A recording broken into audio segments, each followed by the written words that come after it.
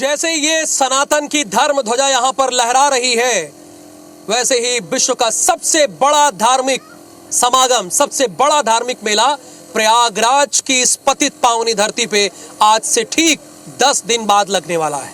और IBC24 आपको 21 दिन से लगातार कवरेज दिखा रहा है, चूंकि हम 75 दिन तक यहां पर मेगा कवरेज कर रहे हैं और हर एक तस्वीर महाकुंभ से जुड़ी हुई आपके सामने प्रस्तुत कर रहे हैं। तो आज पहली स्टोरी हम जो दिखाने जा रहे हैं वो महंत बाबा गिरी से जुड़ी हुई है, क्योंकि यहाँ पे जो अखाड़े हैं 13 अखाड़े, वो महाकुंभ की शान है, उसे महाकुंभ की शान कहा जाता है। तो बाबा गिरी की क्या खासियत है, ये आज क्यों हमारी अतुल्य कुंभ के पहले नंबर की स्टोरी बने हैं, ये आप हमारे इस स्टोरी के जरिए देखिए और जानिए, और उसके बाद कुछ और स्टोरी से आपको अवगत कराएंगे।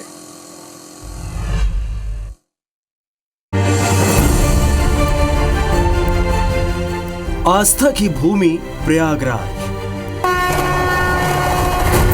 यहाँ होने जा रहा है धर्म का सबसे बड़ा आयोजन। होगा साधु सन्यासियों का जमावड़ा। आकर्षण का केंद्र बने हुए हैं गंगा गिरी बाबा। प्रयागराज में कुंभ मेले की तारीख नजदीक आ रही है, तो इसके साथ ही कुंभ मेले में शामिल होने के लिए देश के कोने कोने से साधु संत पहुंच रहे हैं। कोई लाखों रुद्राक्ष धारण किए हज योग पर है, तो किसी ने महीनों से अपना एक हाथ नीचे ही नहीं किया है। ऐसे ही एक संत हैं बाबा गंगा गिरी महाराज पूरे प्रयागराज महाकुंभ में अपने छोटे कद की वजह से सुर्खियों में है। महाराज का कद महज 3 फीट 9 इंच है और इनकी उम्र 55 साल हो चुकी है। इन्होंने एक लंबे समय से स्नान भी नहीं किया है। गंगा गिरी महाराज का एक अनूठा संकल्प है, जिसके पूरा नहीं होने तक उन्होंने स्नान नहीं करने की कसम खाई है। बाबा गंगा गिरी को स्नान किए हुए 32 साल हो चुके हैं। वो कहते हैं कि जब उनका संकल्प पूरा होगा तभी वो स्नान करेंगे। 9 साल की उम्र में उन्होंने घर छोड़ दिया और संन्यास का रास्ता अपनाया। तब से असम की पहाड़ियों में साधना करते हैं। महाकुंभ में शामिल होने के लिए वह हर बार प्रयागराज जरूर आते हैं। संत हैं गंगापुरी महाराज जी, जो कि आसाम से यहाँ पे पहुँचे हुए हैं। और ये देखिए कि कड़कड़ाती ठंड में भी ये किस तरह से यहाँ खुले बदन बैठे हुए हैं और ठंड का एहसास नहीं है, मुस्कुराहट इनकी बता रही है। और इन्हीं को संत कहते हैं, क्योंकि दर्द का एहसास इन्हें नहीं होता और ये कठिन मार्ग पर चलते हैं। महाराज जी के बारे में थोड़ा सा मैं आपको बता दूं कि इनकी हाइट बेहद कम है। महाराज जी कितनी हाइट है? 3 फीट 8 इंच। और इनकी उम्र आप बता नहीं पाएंगे, मैंने भी पूछा कितनी उम्र है महाराज जी? 57 ईयर्स। बताइए, 57 साल जो है इनकी उम्र है और आपको किसी भी नज़रिए से नहीं लगेगा कि ये 57 वर्ष के हैं। अभी भी चेहरे पे वो तेज़ है, अभी भी वो मुस्कुराहट है और लगातार लंबे समय से वो तपस्या कर रहे हैं। और इनके बारे में एक चीज़ और आपको मैं बता दूं कि पिछले 32 सालों से इन्होंने स्नान नहीं किया है। एक संकल्प इन्होंने किया है कि स्नान नहीं करने का, और ये संकल्प क्यों किया है ये बता नहीं रहे हैं किसी को, क्योंकि इनका कहना है कि अगर वो संकल्प बता देंगे तो फिर उसका अर्थ समाप्त हो जाएगा। महाराज जी अंतिम बार स्नान आपने कब किया? ये मालूम नहीं, जानकारी नहीं जानकारी। ये किस तरह का रास्ता है महाराज जी, ये बताएं। ये मेरे को मालूम नहीं है। हमारी संकल्प हमारे अंदर ही रहना चाहिए। तुमको बोलने का फायदा क्या है? हम भगवान को भी नहीं बोलेंगे, हमारे अंदर ही रखेंगे। शुरुआत कैसे हुई आपकी इसकी? ये आया कि इस तरह का करना चाहिए? नहीं, ये मालूम नहीं। अच्छा, कितनी उम्र रही होगी उस समय?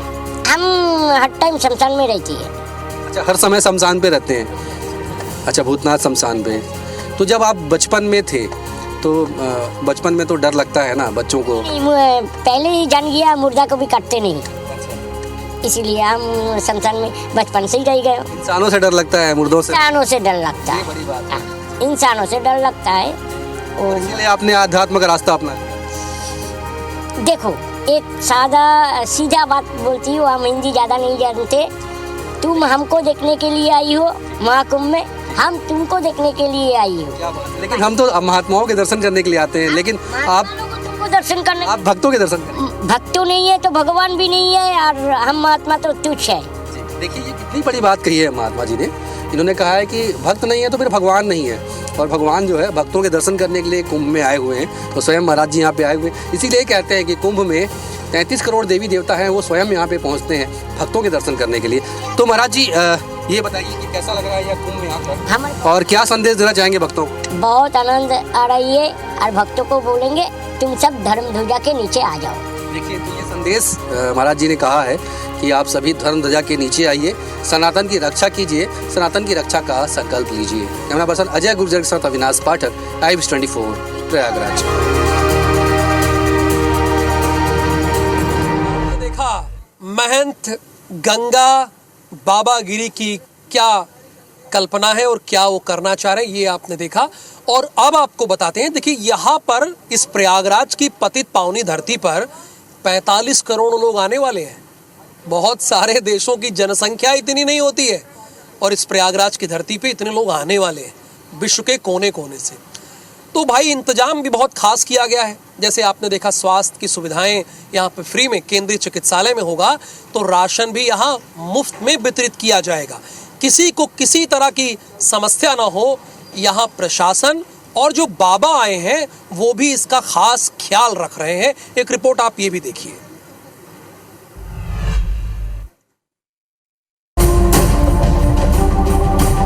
13 जनवरी से शुरू होने वाले महाकुंभ में जो भी आएगा उसे किसी तरह की कोई समस्या नहीं होगी, चाहे बात रहने की हो, दर्शन की, आने जाने के साधन की, स्वास्थ्य सुविधाओं की या फिर राशन की। कुंभ में जो भी आए वो बिना किसी परेशानी के आसानी से स्नान कर वापस जा सके और इस दौरान उसे कोई भी परेशानी ना हो, इसका खास ख्याल रखा जा रहा है। उत्तर प्रदेश की योगी सरकार ने वो तमाम व्यवस्थाएं की हैं जिससे कुंभ में स्नान करने आ रहे लोग सुविधाजनक तौर पर स्नान कर सकेंगे और कुंभ का अनुभव कर सकेंगे। योगी सरकार ने जहां रहने, स्वास्थ्य सुविधाओं और ट्रैवल की व्यवस्था कर रखी है, तो अब यहां आने वालों को राशन भी मुफ्त में मिलेगा। कुंभ में आने वाले कल्पवासियों और श्रद्धालुओं को सस्ता और मुफ्त राशन मिलेगा। इन्हें 6 रुपए किलो में चावल और 18 रुपए किलो में शक्कर उपलब्ध होगा। इसके साथ ही कुंभ में आने वालों को उनके राशन कार्ड पर ही मुफ्त में चावल और गेहूं मिलेगा। ये सारी व्यवस्थाएं कुंभ को सुविधाजनक बनाने के लिए सरकार की ओर से की गई हैं। दिव्य कुंभ भव्य कुंभ यानी कि 76वां जिला जो महाकुंभ के नाम से बनाया गया है, वहां पर भी अगर श्रद्धालु आ रहे हैं, बाहर से आ रहे हैं या फिर कल्पवास करने आ रहे हैं, तो उनको राशन की व्यवस्था की गई है। ये वो दुकानें हैं या कह लीजिए कि सरकारी सस्ते गल्ले की दुकानें हैं जहां पर उन सभी लोगों को राशन दिया जाएगा। जो टेम्परेरी कार्ड बनेगा और जो कल्पवास करने आएंगे उनके लिए आटा, चावल और चीनी है, जिसका मूल्य आटे का प्रति ग्राम 5 रुपया है, चावल का 6 रुपये है और चीनी का 18 रुपये है। लेकिन जो लोग बाहर से आ रहे हैं, जिनको कोई भी कार्ड जिनके पास है, चाहे वो महाराष्ट्र से आ रहे हो, मध्य प्रदेश से आ रहे हो, बिहार से आ रहे हो, बंगाल से आ रहे हो, किसी भी प्रदेश से आ रहे हो, उनके पास अगर राशन कार्ड है तो उनके लिए गेहूं और चावल ये 2 चीजें मुफ्त है। वो अपने कार्ड को दिखाएं और यहाँ से राशन ले सकते हैं। इस तरह की दुकानें हर उस सेक्टर में बनी हैं जो मेला क्षेत्र में सेक्टर बनाए गए हैं। माने कि आप कहीं भी किसी भी सेक्टर में प्रवास करते हैं तो वहां पर आपको राशन मिल जाएगा। संदीप तिवारी, IBC24 प्रयागराज। तो आपने देखा कि राशन की मुफ्त व्यवस्था यहाँ पर की गई, जैसा कि हमारे संवाददाता संदीप कुमार तिवारी ये बता भी रहे थे। उत्तर प्रदेश सरकार तो तमाम तरह की इंतजाम कर ही रही है, केंद्र सरकार के भी अपने अपने इंतजाम है। रेलवे प्रशासन ने इस बार बहुत ही चाक चौबंद इंतजाम किया है। रेलवे से तकरीबन 2 करोड़ लोग सफर करेंगे और इस महाकुंभ में आस्था की डुबकी लगाने के लिए आएंगे। इस बार रेलवे ने स्लीपिंग पॉट बनाया है, यानी आप घंटे के हिसाब से यहाँ रह सकते हैं और इसका किराया बहुत मिनिमम है। आप आइए स्लीपिंग पॉट में 2 घंटे, 3 घंटे, 4 घंटे, 8 घंटे या फिर मैक्सिमम 24 घंटे आप रहिए। अलग अलग कैटेगरी में इसे बनाए गए हैं। स्लीपिंग पॉट क्या है, आप इसका इस्तेमाल कैसे कर सकते हैं और कहां से बुक कर सकते हैं अगर आप महाकुंभ में आए, ये आपको अपने इस रिपोर्ट में दिखाते हैं।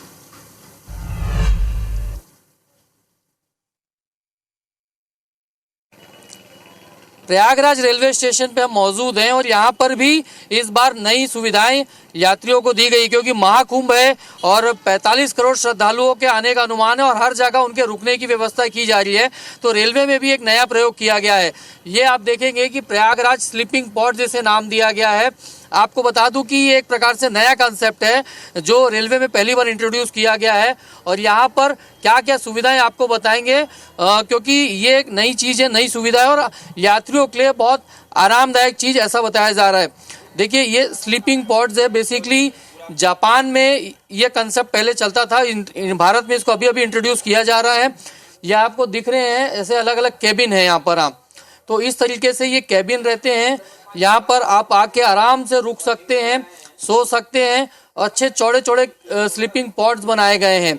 और आपको बता दूं कि फिलहाल पायलट प्रोजेक्ट के तहत प्रयागराज स्टेशन में 70 स्लीपिंग पॉड्स यहाँ पर बनाए गए हैं। ये अलग अलग पॉड्स हैं, ये सिंगल वाले हैं। देखेंगे यहाँ पर जो सिंगल्स आते हैं या जो एडल्ट मेल आएंगे खाली उनके लिए रुकने की व्यवस्था की गई है। इसके अलावा क्योंकि फैमिली भी आती है तो फैमिली के लिए भी यहाँ पे बाकायदा ध्यान रखा गया है। जैसे ये आप देखेंगे केबिन है, तो केबिन में यहाँ पर 2 स्लीपिंग पॉड्स बनाए गए हैं यहाँ पर। और यहाँ पर भी ये फैमिली है, यहाँ पे 4 लोग आराम से रुक सकते हैं और फैमिली को ध्यान में रखते हुए यहाँ पर इनका सेपरेट टॉयलेट भी बनाया गया है। ये जो केबिन आप देख रहे हैं सेपरेट टॉयलेट है यहाँ पर फैमिली के लिए यहाँ, तो ये एक बड़ी सुविधा है यहाँ पर। और इसके अलावा आपको बताते हैं आगे और सिंगल के स्लीपिंग पॉड्स के बारे में बताया हमने आपको, फैमिली के स्लीपिंग पॉड्स भी यहाँ पर बनाए, केबिन जिस तरीके से बनाया गया है। और आगे चलते हैं, यहाँ आपको दिखाते हैं कि मान लीजिए कोई महिलाएं अकेली आती हैं तो लड़कियां अकेले आती तो उनके लिए ये सेफ जोन के तहत पिंक स्लीपिंग पॉड्स इसको कलर किया गया है, यानी उनका जोन ही अलग कर दिया गया है। और इधर तरफ जो ग्रीन कलर का जोन आप ये देख रहे हैं ये बेसिकली कपल्स के लिए है और कपल्स के लिए थोड़ा सा इसे चौड़ा किया गया है, कपल स्लीपिंग पॉड्स इसे नाम दिया गया है। तो ये एक प्रकार से मतलब आप सिंगल आए, चाहे फैमिली के साथ आए या फिर आप अकेली महिलाएं आए या कपल आए, सबके लिए यहाँ पर पॉड्स बनाए गए हैं। इसके साथ आपको बता दूं क्योंकि लगेज भी रहता है कई बार, तो लगेज के लिए भी यहाँ पर बड़े बड़े बॉक्स बनाए गए हैं। अपने सामान यहाँ पर आप रख के जा सकते हैं बुकिंग कराने के बाद। ये एक फैसिलिटी दी गई है। फायर फाइटिंग के लिए भी यहाँ पे इंस्टॉल किए गए सिस्टम जो अपने आप में एक यूनिक है चीज़ें, क्योंकि आग यदि लगती है तो तत्काल उससे किस तरीके से कंट्रोल किया जाए उसके लिए है। सुरक्षा की हम बात कर रहे हैं, फायर फाइटिंग सिस्टम बताए, बाकायदा कैमरा भी यहाँ पर इंस्टॉल है। आप देखेंगे आखिरी में कैमरामैन अजय से कहूँगा कि जूम करके थोड़ा सी दिखाएं, तो ये कैमरा भी यहाँ पर लगा हुआ है। इससे रेगुलर मॉनिटरिंग की जाएगी कि कौन आ रहा है कौन जा रहा है, ताकि लोगों की सामान की सेफ्टी भी रखी जा सके। अब हम आपको लोगों के फीडबैक भी दिखाते हैं, क्योंकि कुछ पैसेंजर्स यहाँ पे रह रहे हैं, ये फैसिलिटी शुरू हो चुकी है, तो उनसे भी बात करते हैं कि इस स्लीपिंग पॉड्स के कंसेप्ट को लेकर वो क्या कहेंगे आप, क्योंकि अपने आप में ये पहली बार ये कंसेप्ट आया है। यहाँ पर एक पैसेंजर्स रुके हुए हैं, उनसे बातचीत करते हैं पहले हम। ये कंसेप्ट को लेकर क्या कहेंगे, स्लीपिंग पॉड्स जो रेलवे ने बनाया है? बहुत ही अच्छी सुविधा है, लोगों को प्राइवेसी के लिए भी बहुत अच्छा है, सुकून में मिलता है, बहुत मुलायम बिस्तरा भी है। तो ये इसके बारे में जानकारी कैसे मिली आपको, क्या क्या सुविधा आपको यहाँ बताया गया है? यहाँ पे बताया गया टॉयलेट का सुविधा है, तो आपका प्राइवेसी का सुविधा है, आप यहाँ पे खाना पीना वेटिंग कर सकते हो। अच्छा एक चीज़ और आपको बताऊंगा, देखिए ये आपके 2 डक्ट दिख रहे हैं, एक बकायदा वेंटिलेशन के लिए है और गर्मियों के समय एसी के लिए भी है। तो ये सुविधा भी यहाँ पर दी गई है, लाइटिंग की फैसिलिटीज़ है, चार्जिंग की फैसिलिटीज़ भी दी गई है। तो एक प्रकार से पूरा प्राइवेट केबिन है ये यहाँ पर। और हमारे साथ एक महिलाएं भी मौजूद, उनसे बातचीत करते हैं। बताइए क्या आप कहेंगे, बताइए। नहीं, ओवरऑल तो बहुत अच्छी आइडिया है ये, शॉर्ट टाइम के लिए अगर रुकना चाहता है तो, और विशेष रूप से परिवार, लेडीज़, जेंट्स सबके लिए अलग अलग फैसिलिटी दे दी, ये अच्छी बात हो गई। एंड जैसे आपने बताया कि एसी के लिए भी है, प्रॉपर वेंटिलेशन भी है। हाँ, बस एक चीज़ की मुझे कमी लगी फैमिली वाले में स्पेशली, कि चूँकि बेड नीचे है और ओल्ड एज पीपल को घुटने का प्रॉब्लम आता है, तो इसलिए मेरे ख्याल से फोल्डिंग बेड्स की अवेलेबिलिटी भी होनी चाहिए कि जिसको ज़रूरत है तो फोल्डिंग बेड डाल ले, पर केबिन अच्छे बने। मतलब देखिए इनका एक्सपीरियंस ये बता रहा है कि सुविधा बहुत अच्छी है। और टैरिफ की बात कर लेते, किस तरीके से यहाँ पर आप बुकिंग करते हैं, थोड़ा बताइए बुकिंग किस तरीके से करते हैं आप?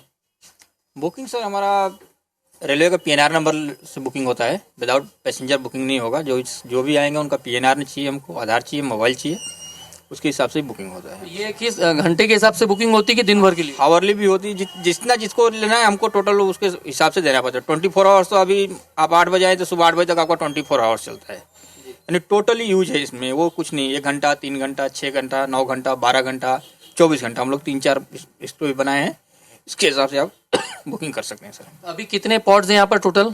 टोटल 70 पोर्ट्स हैं हमारे पास सर। जी, देखिए कुल 70 पॉड्स यहाँ पर हैं, जिसमें 4 फैमिली के लिए हैं, रिजर्व्ड हैं 4 महिलाओं के लिए, 4 कपल के लिए और बाकी जो है सिंगल्स के लिए। अब जहाँ तक रेट की आपको बताते हैं तो देखिए, जैसा इन्होंने बताया कि 1 घंटे से लेकर 24 घंटे तक बुकिंग होती है।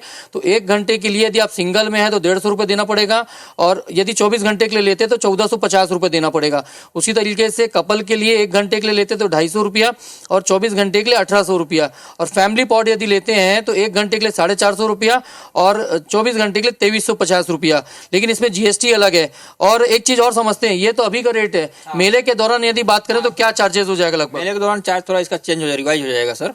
अभी आया नहीं है रेट, हमारा भी आने वाला है, आ जाएगा 1-2 दिन में तो रिवाइज हो जाएगा। चलिए, ये अभी वर्तमान का चार्जेस है और मेले के दौरान ये चार्जेस रिवाइज हो जाएगा। तो अनुमान लगाया जा सकता है कि जो शायद 150 रुपये अभी 1 घंटे का ले रहे हैं सिंगल के लिए, वो 200 रुपये हो सकता है, और अधिकतम 3000 रुपये तक ये फेयर जा सकता है। तो बात किराए की नहीं है, भाड़े की नहीं है, लेकिन एक बेहतरीन फैसिलिटी रेलवे ने दी है। और लोगों का फीडबैक भी हमने लिया, उनका भी ये मानना है कि अच्छी सुविधा है और इस प्रकार की सुविधाएं का और विस्तार होना चाहिए, क्योंकि जब इतने श्रद्धालु आएंगे और पैसेंजर्स आएंगे तो उनके रुकने के लिए बेहतरीन व्यवस्था यदि रेलवे कर रहा है तो ये रेलवे की एक बहुत बड़ी पहल है। यहाँ कैमरामैन अजय गुर्जर के साथ स्टार जैन, IBC 24 प्रयागराज। तो आपने देखा कि किस तरह से रेलवे ने अपना इंतजाम करके रखा है।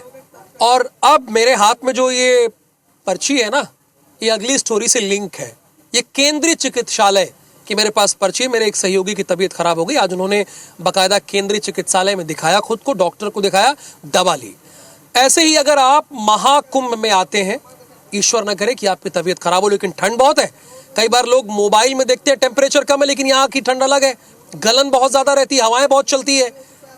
तो ऐसे में केंद्रीय चिकित्सालय में आप जाइए, वहाँ पे MBBS MD डॉक्टर होते हैं, OPD सेवाएं होती हैं, बाकायदा सारी सेवाएं होती हैं वहाँ पर। आपको जो भी प्रॉब्लम हो आप जाइए, वहाँ इलाज कराइए पूरी तरह से मुफ्त में, और दवाएं भी आपको फ्री में मिलेंगी, मुफ्त में मिलेगी। तो ये रिपोर्ट देखिए आप कैसे जाना है। जहां पर मुझे ये पता है ये सेक्टर 2 में है, ध्यान दीजिएगा, सेक्टर 2 में है मेले के, यहां पर आप जा सकते हैं।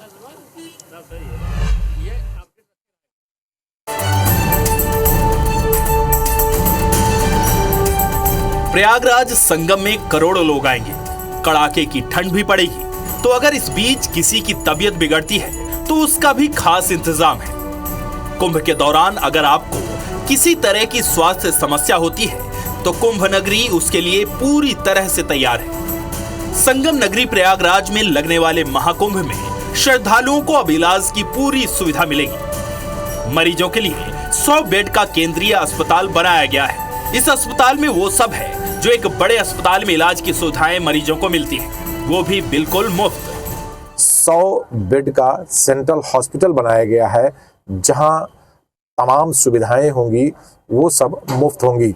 ये वो सेंट्रल हॉस्पिटल है जिसको मेला क्षेत्र में बनाया गया है। ले चलते हैं, आपको दिखाते हैं कि इस पूरे सेंट्रल हॉस्पिटल में कौन कौन सी सुविधाएं हैं और क्या क्या चीज़ें हैं। ये जब आप मुख्य द्वार से अंदर घुसेंगे, उसके बाद जैसे ही बाईं तरफ आप घूमेंगे, आपको सामान्य OPD जो है वो बना हुआ है, शल्य विशेषज्ञ यानी सर्जरी का, यहाँ पर फिजिशियन बैठेंगे, बाल रोग विशेषज्ञ, स्त्री रोग विशेषज्ञ। ये जो गलियारा है ये तमाम डॉक्टरों के बैठने का है, चाहे वो किसी भी डिपार्टमेंट, नाक कान गला हो, अस्थि रोग हो, त्वचा रोग हो, किसी भी प्रकार की कोई भी बीमारी हो, अगर आप कुंभ मेला क्षेत्र में उससे पीड़ित होते हैं तो यहाँ पर आकर आप मुफ्त में दवाई ले सकते हैं, डॉक्टरों की सलाह ले सकते हैं। उससे जब आप आगे बढ़ते हैं इस सेंट्रल हॉस्पिटल में, तो सामने आपका आपातकालीन कक्ष है, यानी कि इमरजेंसी रूम, जहाँ पर किसी भी आपदा के समय आप आकर जो है अपने आप को डॉक्टरों से परामर्श ले सकते हैं। इमरजेंसी में भी भर्ती करने की सुविधा है और तमाम वो सारी चीज़ें जो एक सेंट्रलाइज्ड हॉस्पिटल में होती है, वो सारी चीज़ें आपको मेला क्षेत्र के इस सेंट्रल हॉस्पिटल में देखने को मिलेगा। वहीं ठीक उसके बगल आपको आरोग्य परम धनम यानी कि सेंट्रल पैथोलॉजी भी है, जहां पर तमाम वो सुविधाएं 50 से ज़्यादा जो है जांचें यहाँ पर हो सकती हैं। तमाम जो चीज़ें हैं आपको हम दिखाएंगे कि यहाँ का जो आईसीयू है, ऑपरेशन कक्ष है, वो भी यहाँ पर है कि मतलब आप अगर किसी तरह की कोई सर्जरी करवानी हो, अगर माइनर सर्जरी करानी है तो आप माइनर ऑपरेशन थिएटर है बनकर तैयार है। वहीं मेजर ऑपरेशन अगर किसी चीज को करना पड़ गया, अचानक से इस तरीके की कोई आवश्यकता पड़ गई मेजर ऑपरेशन का, उसके लिए भी यहाँ पर मेजर ऑपरेशन थिएटर बनकर तैयार है। और ये है वो गहन चिकित्सा इकाई यानी कि इंटेंसिव यूनिट केयर आईसीयू, जहां पर 10 बेड बनाए गए हैं और उन 10 बेडों पर क्रिटिकल जो पेशेंट्स आएंगे मेला क्षेत्र के, उनको यहाँ पर भर्ती कराया गया है। इस हॉस्पिटल के साथ साथ बाहर जो सरकारी अस्पताल हैं उनमें भी तमाम वो सुविधाएं प्रदान की गई हैं जिससे किसी भी मरीज को किसी प्रकार की कोई असुविधा न होने पाए।